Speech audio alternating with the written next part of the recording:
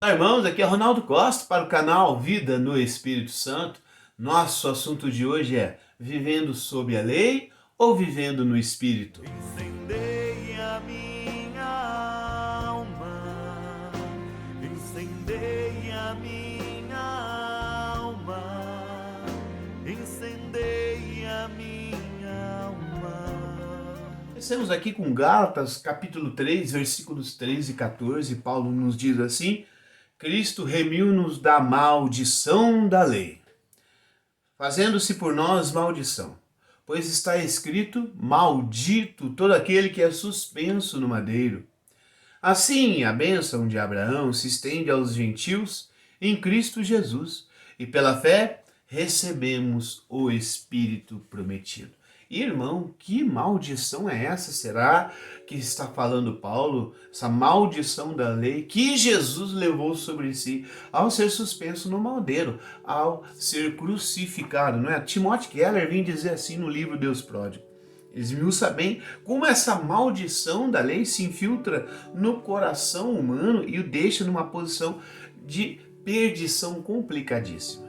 Irmão, basta você perceber, quando Jesus fala o evangelho do filho pródigo, ele está lhe dizendo para os pecadores, para aqueles publicanos que cobravam impostos justamente, para as prostitutas que seguiam Jesus, enfim, aquele povo realmente de reputação assim complicado. Mas Jesus também conta essa história do filho pródigo para os fariseus, porque ambos, na perspectiva de Jesus, estão perdidos. Precisam ser encontrados por Deus. Só que a posição dos fariseus para Jesus, ela é muito complicada, porque Jesus, você vai perceber que por diversas vezes no evangelho, ele tenta falar com os fariseus, mas ele até se aborrece pelo fechamento do coração daquele povo.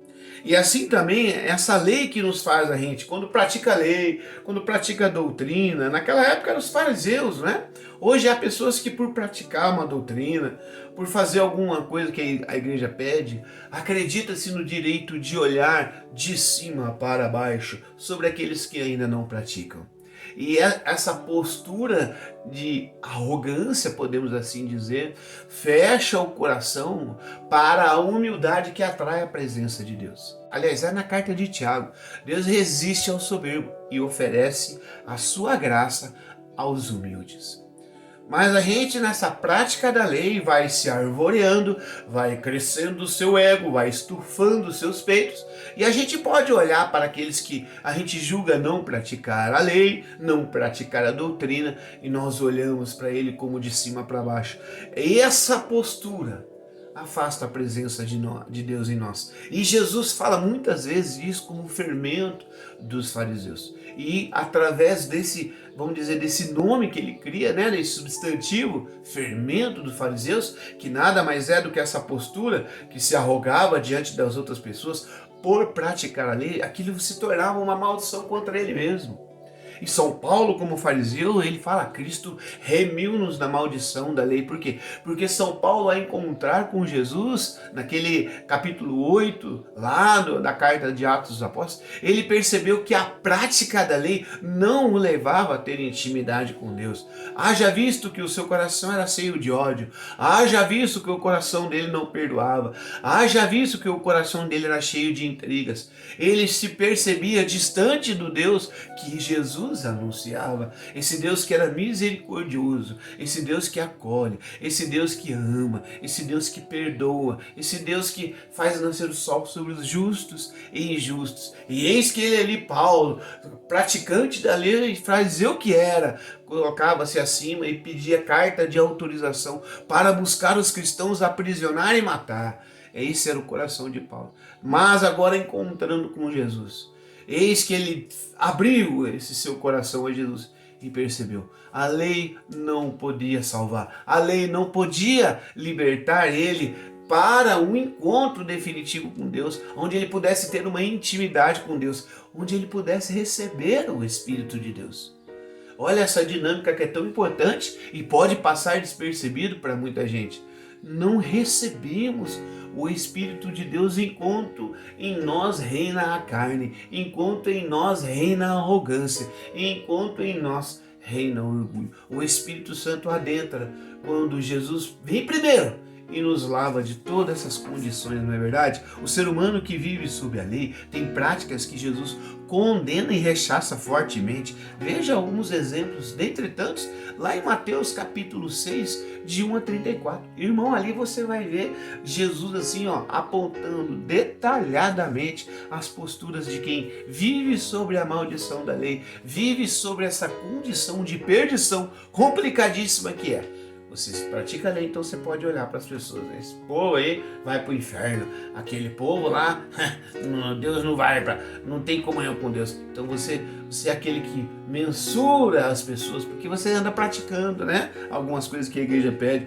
Timóteo Keller até diz assim: a principal barreira entre os fariseus e Deus não são os seus pecados, mas as suas deploráveis boas obras. Olha que contradição.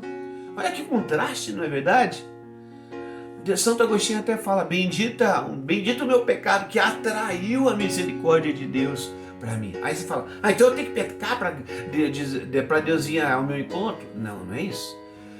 O que nós estamos querendo dizer é que a força do pecado realmente impede você de ter um encontro com Deus.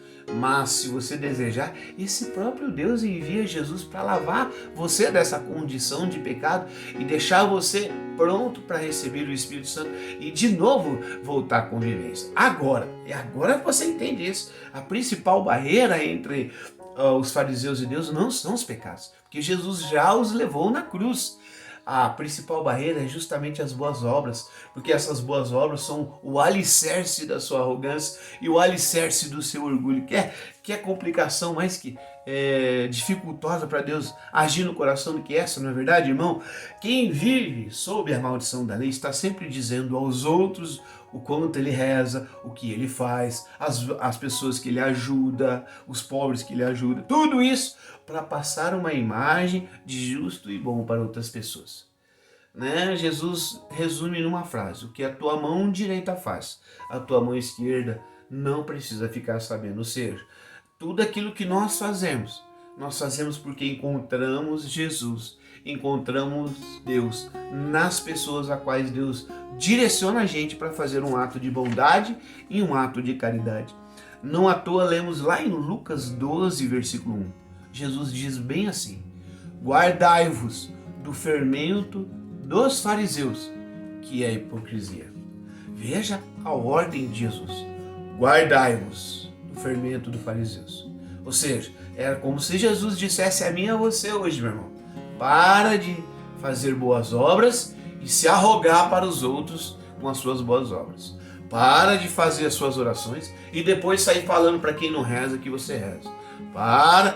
Jesus não quer que você faz algo e usa isso para atingir, para confrontar as pessoas que ainda não fazem. É a misericórdia de Deus que convida a gente ao arrependimento, que faz com que a gente seja capaz de nos voltarmos a Deus pela ação do Espírito Santo. Jesus nos liberta dessa maldição. Para quê, irmão? Para recebermos o Espírito Santo. O Espírito Santo nos envolve no relacionamento íntimo com Deus, que é para o coração humano tudo o que ele necessita no sentido de realização. Veja, irmãos, todos aqueles que encontraram Jesus, que foram perdoados, que acolheram essa redenção que Jesus oferece na cruz, eles depois estão com o coração limpo. E esse Espírito Santo entra. O catecismo ensina que esse Espírito Santo é o mestre da oração. Ele nos ensina a adorar, ele nos ensina a rezar, ele nos ensina a ser fiel a Deus. O Espírito Santo vai movendo o nosso coração de amor a Deus, vai colocando no nosso coração temor de Deus. Nós não vamos mais respeitar a Deus porque temos medos do inferno. Não, nós respeitamos a Deus porque nós descobrimos o quão amados somos por Ele, e Ele completa a sua obra de redenção, fazendo com que os nossos sentimentos se assemelhem a de Jesus, se assemelhem ao do Cristo, e assim o nosso coração encontra a sua realização, encontra a sua verdadeira alegria. E assim, quem é que vai querer abandonar esse processo de conversão tão maravilhoso, inaugurado pela salvação de Jesus e continuado pela ação do Espírito Santo? Olha só o que perde uma vida de fariseu. Perde esse amor, esse contato íntimo que é a Santíssima Trindade, Deus Pai que envia Jesus e Jesus que nos salva envia o Espírito Santo. E o nosso coração vai se abastecendo da caridade divina. Nós vamos encontrando aqui o sentido verdadeiro da vida, não é? Romanos 8,16 fala assim: o Espírito mesmo dá testemunho ao nosso Espírito de que somos filhos de Deus. Nós quando recebemos o Espírito Santo, essa convicção de estar caminhando com Deus, de andar na paz, você não volta mais a viver o fermento dos fariseus. As boas obras que você faz, nada mais é do que um caminho que Deus coloca no seu coração para ainda permanecer contigo na fidelidade. Você faz as boas obras para experimentar esse Deus que se esconde nos irmãos mais necessitados. Você não faz mais porque você começa a esperar a boa aprovação dos demais. Não, a sua aprovação já foi conquistada por Jesus na cruz. A sua alegria já está completa nesse Espírito Santo que habita em você. Tá certo? Viver sobre o Espírito é essa alegria que todo ser humano precisa, é chamado, é vocacionado a encontrar. Viver sobre a lei é uma condição onde a pessoa não vai experimentar isso que nós estamos dizendo, né? Irmãos, como é profundo esse mistério. É Jesus que leva sobre si essa maldição. Agora libertos, recebemos esse Espírito Santo que nos comunica ao Pai. Isso não é lindo? Isso não é lindo? A sua vocação, né? O catecismo começa lá no início dizendo que todos nós somos capazes de conhecer a Deus. Como acontece essa capacidade, senão o nosso arrependimento de ter uma atitude que contradiz a presença de Deus viver em nós? Atitudes de arrogância, de ódio, de orgulho. Mas a partir do momento que a gente sabe superar essas coisas, entender que nós dependemos de Deus para ser realmente realizados. Então aí é claro, nós entramos nesse lindo processo de encontrar a Deus. São Basílio Magno vem dizer assim, pela comunhão com Jesus, o Espírito Santo nos torna espirituais, recoloca-nos no paraíso, reconduz-nos à adoção filial, dá-nos a confiança de chamar Pai a Deus e de participar na graça de Cristo e de tomar parte na glória eterna.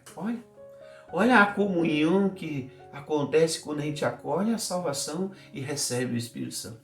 Nós voltamos ao paraíso, aquela condição que Adão tinha antes de pecar. Nós voltamos até aquela comunhão com Deus, aonde Deus mora em nós. E nós usufruímos dessa presença de Deus que está no nosso coração, não é? Enfim, irmãos, termino perguntando a você o que está por detrás das suas ações. A imagem de justo e bom que você quer que os outros vejam? Ou um Deus que é Pai, que me ama, que eu encontro nos irmãos a quem sirvo? Responda aí. Quem é você? Você busca aprovação ou você busca encontrar Deus nos irmãos que você serve? Aguardo seus comentários aí, hein? Terminemos aqui com uma oração. Santo Espírito do Senhor, ajudai-me a abraçar a cruz de cada dia, amar a vida e colocá-la a serviço, criar laços de comunhão, solidariedade e fraternidade, doar-me com disponibilidade, esforçar-me para viver uma vida nova, estender a mão aos pobres e sofredores, exercer os ministérios na partilha dos dons recebidos, oferecer louvores, súplicas, ação de graças pela oração, procurar servir e não ser servido, sentir-me templo e vossa morada, através do amor e da dedicação, semear a verdade, a fé, a esperança, solidarizar-me com os mais necessitados, ter mansidão, fome e sede de justiça, pureza de coração, e, sobretudo, transmitir o amor ao próximo. Assim seja. Amém. Em nome do Pai, do Filho e do Espírito Santo. Amém. Até a próxima, irmão.